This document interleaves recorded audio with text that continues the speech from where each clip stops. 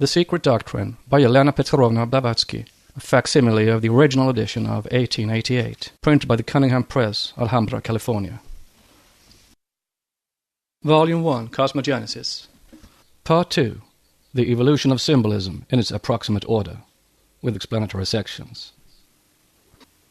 Section 7, The Days and Nights of Brahma.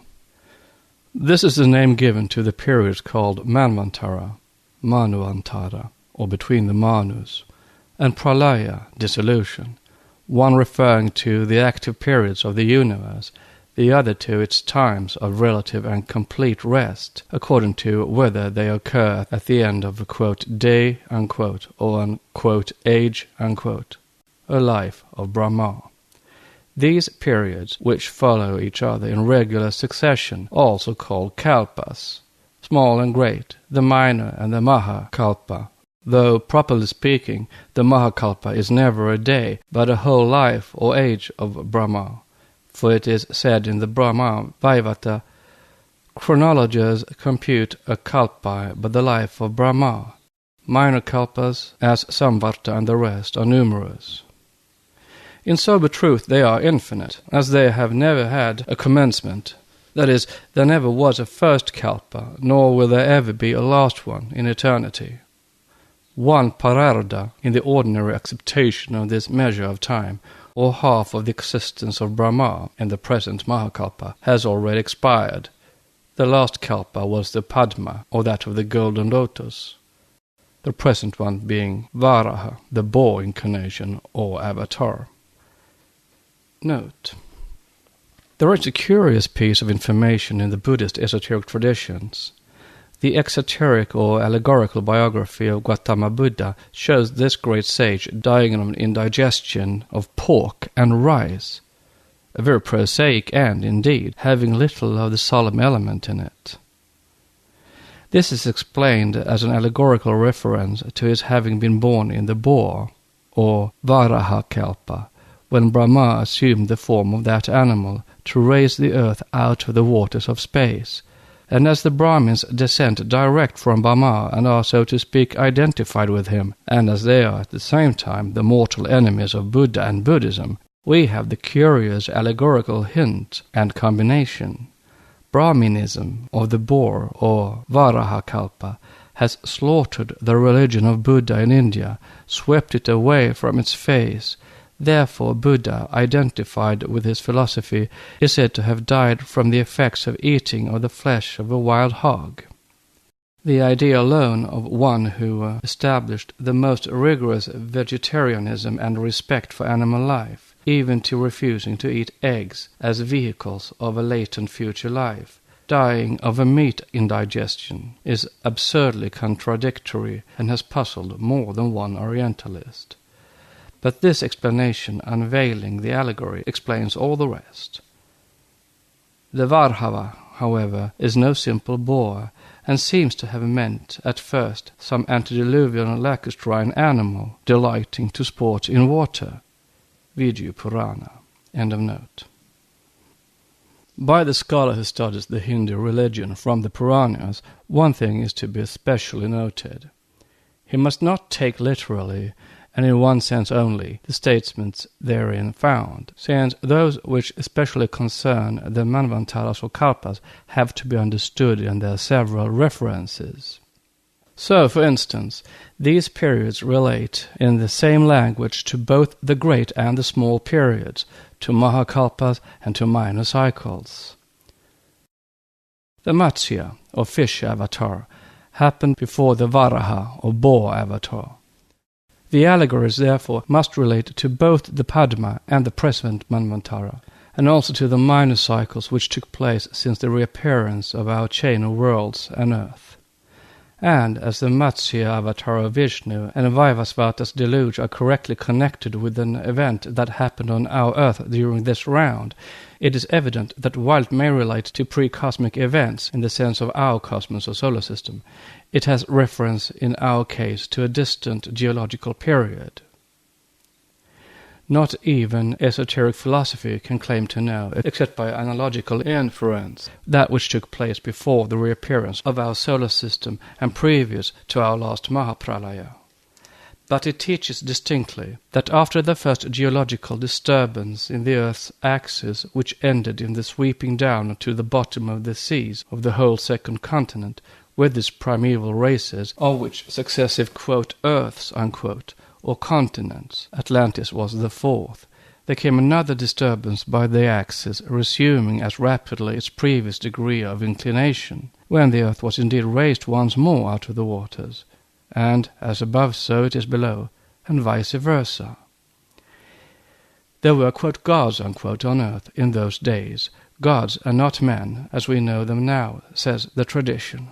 As will be shown in Book 2, the computation of periods in exoteric Hinduism refers to both the great cosmic and the small terrestrial events and cataclysms, and the same may be shown for names. For instance, Yudhishthira, the first king of the Sasya, who opens the Kali Yuga era, which has to last 432,000 years, an actual king and man who lived 3,102 years before Christ, applies also, name and all, to the great deluge at the time of the first sinking of Atlantis.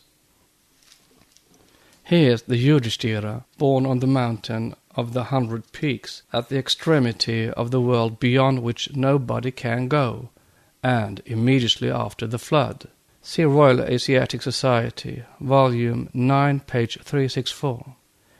We know of no, quote, flood, unquote, 3,102 years before Christ, not even that of Noah, for, agreeably with Judeo-Christian chronology, it took place 2,349 years before Christ. This relates to an esoteric division of time and a mystery explained elsewhere, and may therefore be left aside for the present. Suffice to remark at this juncture that all the efforts of imagination of the Wilfords, Bentleys, and other would-be Oedipuses of esoteric Hindu chronology have sadly failed. No computation of either the 4 ages or the Manvantaras has ever been unriddled by our very learned Orientalists, who have therefore cut the Gordian knot by proclaiming the whole a figment of the Brahmanical brain. So be it, and may the great scholars rest in peace. This, quote, figment, unquote, is given in the preliminary sections which preface Anthropogenesis in Book 2, and with esoteric additions. Let us see, however, what were the 3 kinds of pralayas, and what is the popular belief about them. For once it agrees with esotericism. Of the pralaya before which 14 manvantaras elapse, having over them as many presiding manus, and at whose close occurs the, quote, incidental, unquote, or Brahma's dissolution. It is said in the Vishnu Purana, in condensed form, that at the end of 1,000 periods of 4 ages, which complete a day of Brahma, the earth is almost exhausted. The eternal Avyaya, Vishnu, assumes then the character of Rudra, the destroyer, Shiva, and reunites all his creatures to himself. He enters the 7 rays of the sun and drinks up all the waters of the globe. He causes the moisture to evaporate, thus drying up the whole earth. Oceans and rivers, torrents and small streams, all are exhaled. Thus fed with abundant moisture, the 7 solar rays become 7 suns by dilation, and they finally set the world on fire. Hari, the destroyer of all things, who is the flame of time, Kalagni, finally consumes the earth. Then Rudra, becoming Janaranda, breathes clouds and rain. There are many kinds of pralaya, but 3 chief ones are specially mentioned in old Hindu books, and of these, as Wilson shows, the first is called Naimitika, occasional or incidental, caused by the intervals of Brahma's days.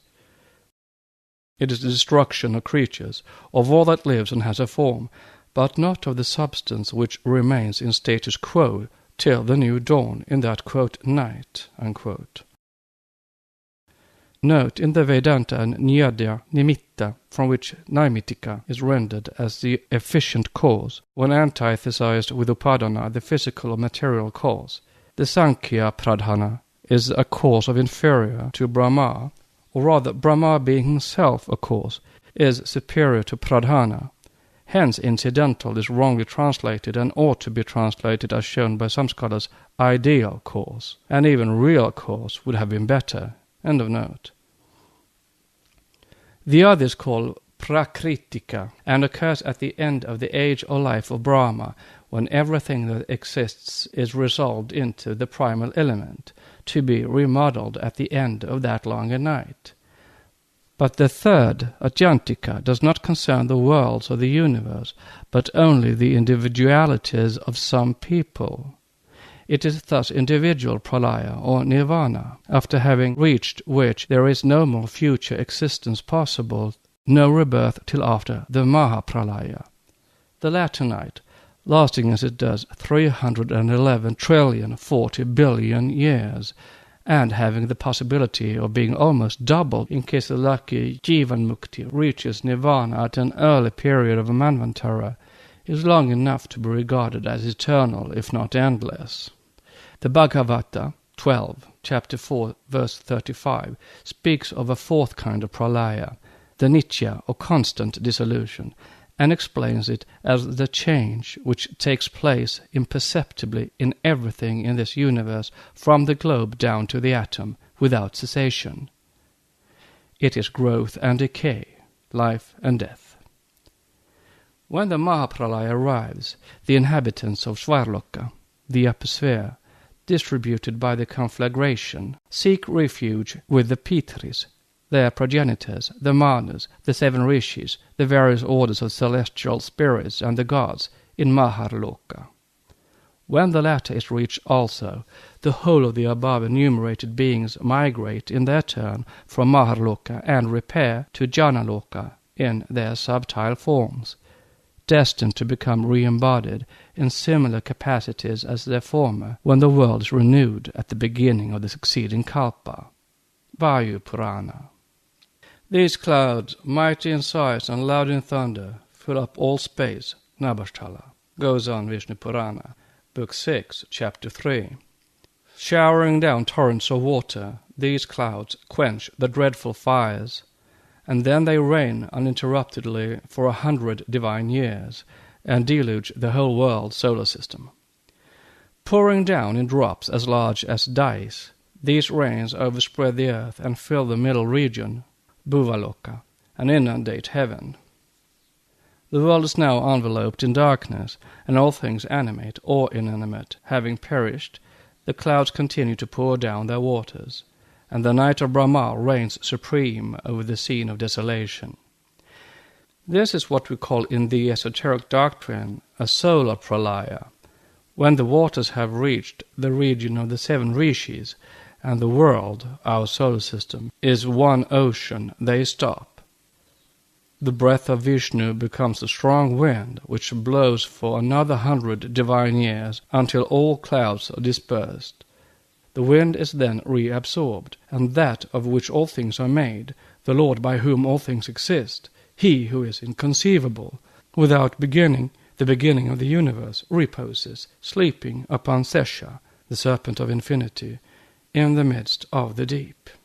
The Adrikit, in brackets creator, Hari, sleeps upon the ocean of space in the form of Brahma, glorified by Sanaka and the Siddha, the saints of Janaloka, and contemplated by the holy denizens of Brahmaloka, anxious of final liberation, involved in mystic slumber, the celestial personification of his own illusions.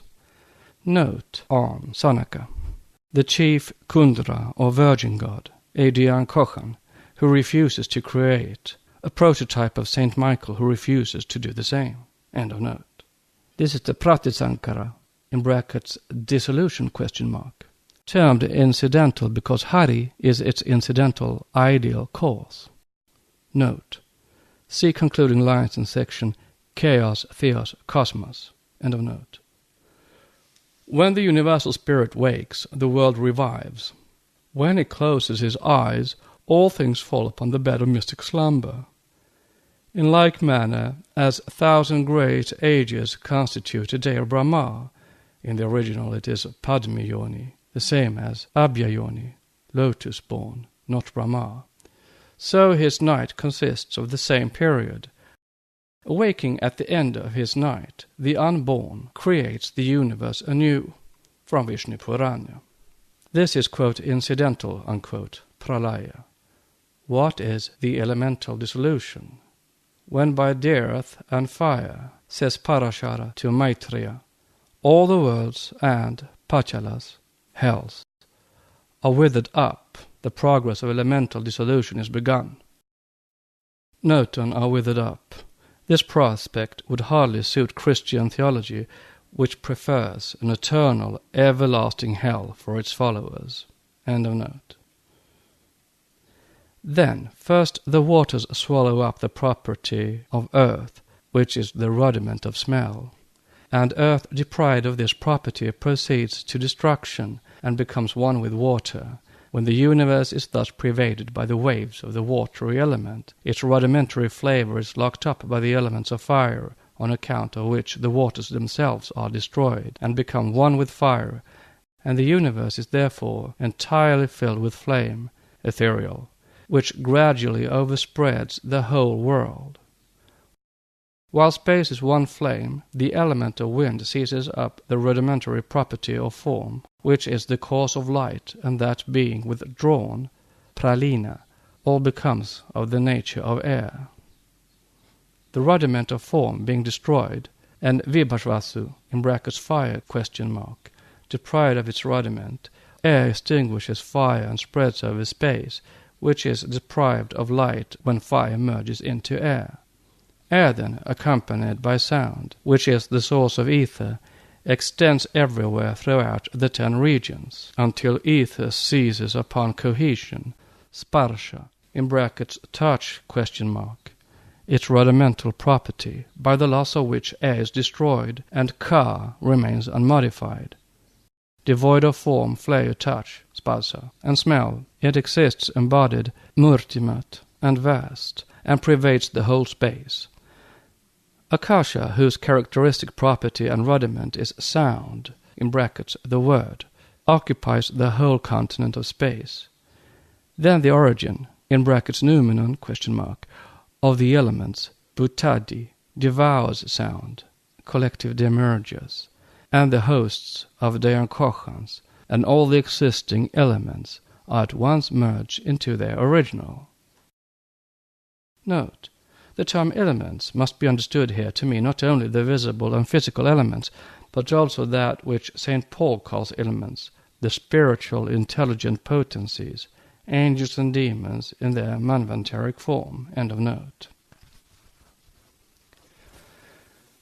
The primary element, consciousness, combined with the tamasa, spiritual darkness, is itself disintegrated by Mahat, the universal intellect, whose characteristic property is buddhi, and earth and Mahat are the inner and outer boundaries of the universe. Thus, as in the beginning were the 7 forms of prakriti, nature, reckoned from Mahat to earth, so these 7 successively re-enter into each other. Note: when this description is correctly understood by Orientalists in its esoteric significance, then it will be found that this cosmic correlation of world elements may explain the correlation of physical forces better than those now known. At any rate, theosophists will perceive that Prakriti has 7 forms or principles, reckoned from Mahat to earth. The waters mean here the mystic mother, the womb of abstract nature in which the manifested universe is conceived. The 7 zones have reference to the 7 divisions of that universe, or the noumena of the forces that bring it into being. It is all allegorical. End of note. The egg of Brahma, Sarva Mandala, is dissolved in the waters that surround it, with its 7 zones, dvipas, 7 oceans, 7 regions, and their mountains. The investiture of water is drunk by the fire. The stratum of fire is absorbed by that of air. Air blends itself with ether, akasha. The butadi, the origin, or rather the cause of the primary element, devours the ether and is itself destroyed by Mahat, the great, the universal mind, which, along with all these, is seized upon by Prakriti and disappears. The Prakriti is essentially the same, whether discrete or indiscrete, only that which is discrete is finally absorbed by and lost in the indiscrete. Pums, spirit, also which is one, pure, imperishable, eternal, all-pervading, is a portion of that Supreme Spirit, which is all things. That Spirit, Sarvesa, which is other than embodied spirit, and in which there are no attributes of name, species, naman, and jati, or rupa, hence body rather than species, or the like, remains the sole existence, Satta. Prakriti and Purusha both resolving finally into Supreme Spirit. From Vishnu Purana, Wilson's mistakes being here corrected, and original words put in brackets. This is the final pralaya. Note: as it is the Maha, the great, or so-called final pralaya, which is here described, everything is reabsorbed into its original one element, the gods themselves, Brahma and the rest, being said to die and disappear during that long night. End of note. The final pralaya, the death of cosmos, after which its spirit rests in nirvana, or in that for which there is neither day nor night. All the other pralayas are periodical and follow in regular succession the manvantaras, as the night follows the day of every human creature, animal and plant. The cycle of creation of the lives of cosmos is run down, the energy of the manifested word, having its growth, culmination, and decrease, as have all things temporary, however long their duration. The creative force is eternal as noumenon. As a phenomenal manifestation in its aspects, it has a beginning and must therefore have an end. During that interval, it has its periods of activity and its periods of rest, and these are the days and the nights of Brahma. The Jewish Kabbalists felt this necessity of immutability in an eternal, infinite deity, and therefore applied the same thought to the anthropomorphic God. The idea is poetical and very appropriate in its application. In the Zohar we read as follows: as Moses was keeping a vigil on Mount Sinai in company with the deity who was concealed from his sight by a cloud, he felt a great fear overcome him and suddenly asked, "Lord, where art thou? Sleepest thou, O Lord?" And the Spirit answered him, "I never sleep. Were I to fall asleep for a moment before my time, all the creation would crumble into dissolution in one instant." Before my time is very suggestive. It shows the God of Moses to be only a temporary substitute, like Brahma, the male, a substitute and an aspect of that which is immutable, and which therefore can take no part in the days or in the nights, nor have any concern whatever with reaction or dissolution. While the Eastern occultists have 7 modes of interpretation, the Jews have only 4, namely the real mystical, the allegorical, the moral, and the literal or pashut. The latter is the key of the exoteric churches and not worth discussion. Read in the first or mystical key, here are several sentences which show the identity of the foundations of construction in every scripture. It is given in Mr. T. Meyer's excellent book on the Kabbalistic works he seems to have well studied. I quote verbatim: Bereshit bara Elohim achashamayim vatharech. That is, in the beginning of the gods created the heavens and the earth, the meaning of which is the 6 Sephiroth of construction, of which Bereshit stands, all belong below. Note of the 6 Sephiroth of construction, the builders of the stanzas. End of note.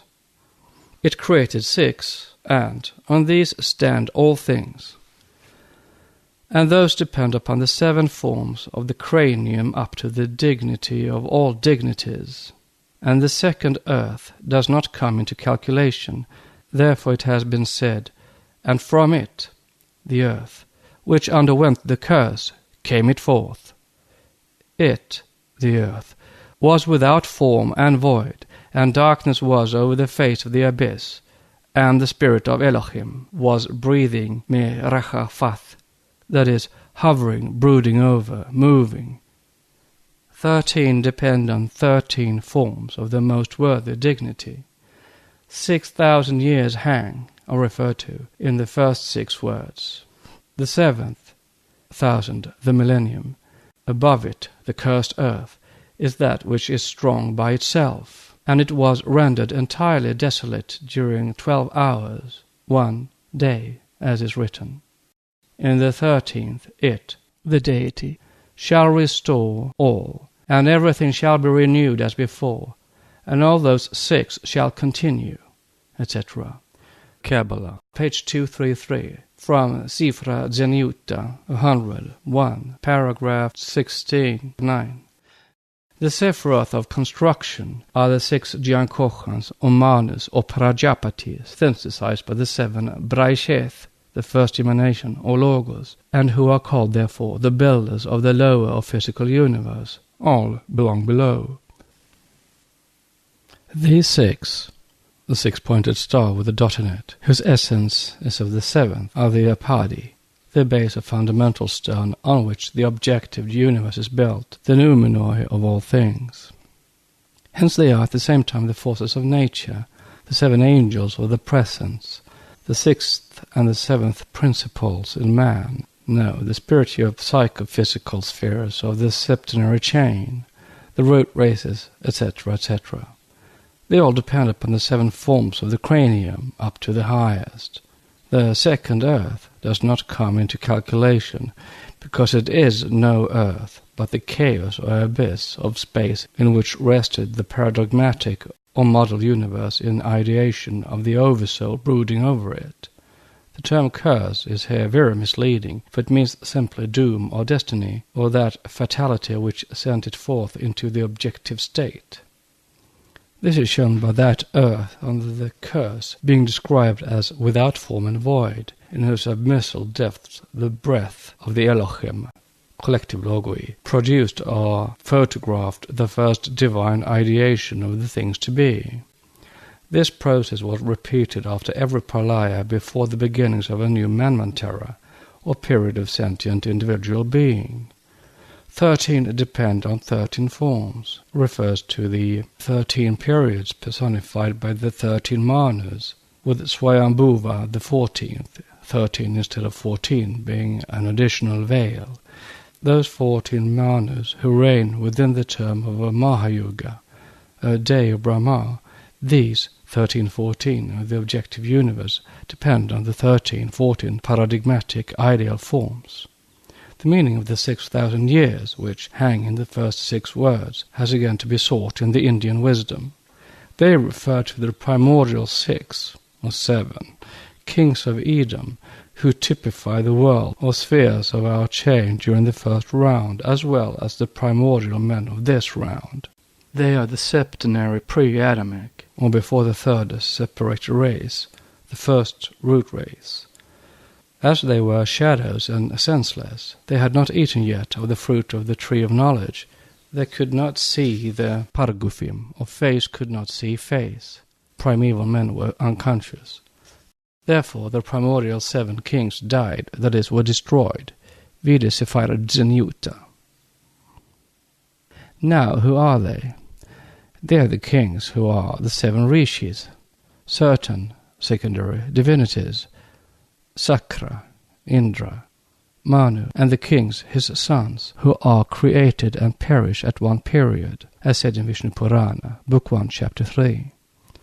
For the 7th thousand, not the millennium of exoteric Christianity, but that of anthropogenesis, represents both the 7th period of creation, that of physical man, Vishnu Purana, and the 7th principle, both macroscopic and microscopic, as also the pralaya after the 7th period, the night, which has the same duration as the day of Brahma. It was rendered entirely desolate during 12 hours, as is written. It is in the 13th, twice 6, and the synthesis, that everything shall be restored, and the 6 will continue. Thus the author of the Kabbalah remarks quite truly that long before his, Ibn Gibral's, time, many centuries before the Christian era, there was in Central Asia a wisdom religion, fragments of which subsequently existed among the learned men of the archaic Egyptians, the ancient Chinese, Hindus, etc., and that the Kabbalah most likely originally came from the Aryan sources through Central Asia, Persia, India, and Mesopotamia, for from Ur and Haran came Abraham and many others into Palestine. Page 221. And such was the firm conviction of C.W. King, the author of the Gnostics and their remains. Vamadeva Modeli describes the coming night most poetically. Though it is given in Isis Unveiled, it is worthy of repetition. Strange noises are heard, proceeding from every point. These are the precursors of the night of Brahma. Dusk rises at the horizon, and the sun passes away behind the 13th degree of Makara, sign of the zodiac, and will reach no more the sign of the Minas, zodiacal pieces of fish. The gurus of the pagodas appointed to watch the Rasi Chakra, zodiac, may now break their circle and instruments, for they are henceforth useless. Gradually light pales, heat diminishes, and uninhabited spots multiply on the earth. The air becomes more and more rarefied. The springs of waters dry up. The great rivers see their waves exhausted. The ocean shows its sandy bottom, and plants die. Men and animals decrease in size daily. Life and motion lose their force. Planets can hardly gravitate in space. They are extinguished one by one, like a lamp which the hand of the chakra servant neglects to replenish. Surya, the sun, flickers and goes out. Matter falls into dissolution, pralaya, and Brahma merges back into Dayus, the unrevealed God, and, his task being accomplished, he falls asleep. Another day is passed, night sets in, and continues until the future dawn. And now again he re-enters into the golden egg of his thought, the germs of all that exist, as the divine Manu tells us. During his peaceful rest, the animated beings endowed with the principles of action cease their functions, and all feeling, manas, becomes dormant. When they are all absorbed in the Supreme Soul, this soul of all the beings sleeps in complete repose till the day when it resumes its form and awakens again from its primitive darkness. Note: see Jacques Uri's Les Filles de Dieu, Land de Brahms, page 230. End of note. As the Satya Yuga is always the first in the series of the 4 ages or yugas, so the Kali ever comes the last. The Kali Yuga reigns now supreme in India, and it seems to coincide with that of the Western Age. Anyhow, it is curious to see how prophetic in almost all things was the writer of Vishnu Purana when foretelling to Maitreya some of the dark influences and sins of this Kali Yuga. For after saying that the, quote, barbarians, unquote, will be masters of the banks of the Indus, of Chandrabhaga and Kashmira, he adds, there will be contemporary monarchs reigning over earth, kings of churlish spirit, violent temper, and even addicted to falsehood and wickedness. They will inflict death on women, children, and cows. They will seize upon the property of their subjects, and be intent upon the wives of others. They will be of unlimited power. Their lives will be short, their desires insatiable. People of various countries intermingling with them will follow their example, and the barbarians being powerful, in India in the patronage of the princes, while pure tribes are neglected, the people will perish, or, as the commentator has it, the mlechas will be in the center and the areas in the end. Note: if this is not prophetic, what is? End of note. Wealth and piety will decrease until the world will be wholly depraved. Poverty alone will confer rank. Wealth will be the only source of devotion. Passion will be the sole bond of union between the sexes. Falsehood will be the only means of success in litigation, and women will be objects merely of sensual gratification. External types will be the only distinction of the several orders of life. A man, if rich, will be reputed pure. Dishonesty, anyaya, will be the universal means of subsistence. Weakness, the cause of dependence. Menace and presumption will be substituted for learning. Liberality will be devotion. Mutual assent, marriage. Fine clothes, dignity. He who is the strongest will reign. The people unable to bear the heavy burden, karabara, the load of taxes, will take refuge among the valleys. Thus, in the Kali age, will decay constantly proceed until the human race approaches its annihilation, pralaya. When the close of the Kali age shall be nigh, a portion of that divine being which exists of its own spiritual nature shall descend on earth, Kalki avatar, endowed with the 8 superhuman faculties. He will re-establish righteousness on earth, and the minds of those who live at the end of Kali Yuga shall be awakened and become as pellucid as crystal. The men who are thus changed shall be the seeds of human beings, and shall give birth to a race who shall follow the laws of the Krita age, the age of purity. As it is said, when the sun and the moon and the lunar asterism Tishya and the planet Jupiter are in one mansion, the Krita, or Satya age, shall return. 2 persons, Devapi, of the race of Kuru and Moru, of the family of Ikshvaku, continue alive throughout the 4 ages, residing at Kalapa. Note: Matsya Purana gives Katapa. End of note. They will return hither in the beginning of the Krita age. Moru, the son of Sikru, through the power of yoga, is still living, and will be the restorer of the Kshatriya race of the solar dynasty. From Vainupurana, Volume 3, page 197. Notes on Moru. Maximilian translates the name as Maurya, of the Maurya dynasty, to which Chandragupta belonged. See Sanskrit literature. In Matsya Purana, chapter 277, the dynasty of the 10 Mauryas, or Mauryas, is spoken of. In the same chapter, 272, it is stated that the Mauryas will one day reign over India after restoring the Kshatriya race many thousand years hence. Only that reign will be purely spiritual and not of this world. It will be the kingdom of the next avatar. Colonel Todd believes the name Maurya, or Mauryas, a corruption of Mauri, a Rajput tribe, and the commentary on Mahavansa thinks that some princes have taken their name, Maurya, from their town called Mori, or, as Professor Max Miller gives it, Maurya Nagara, which is more correct, after the original Mahavansa. Vakaspatya, we are informed by our brother Devan Badhadur or Raghunath Rao of Madras, a Sanskrit encyclopedia, places Katapa, Kalapa, on the northern side of the Himalayas, hence in Tibet.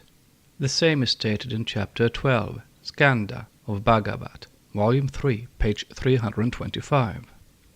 Note in the Solar Dynasty. The Vayu Purana declares that Moru will re-establish the Kshatriya in the 19th coming Yuga. See 5 Years of Theosophy, page 483, the Mauryas and Kutumi. End of notes.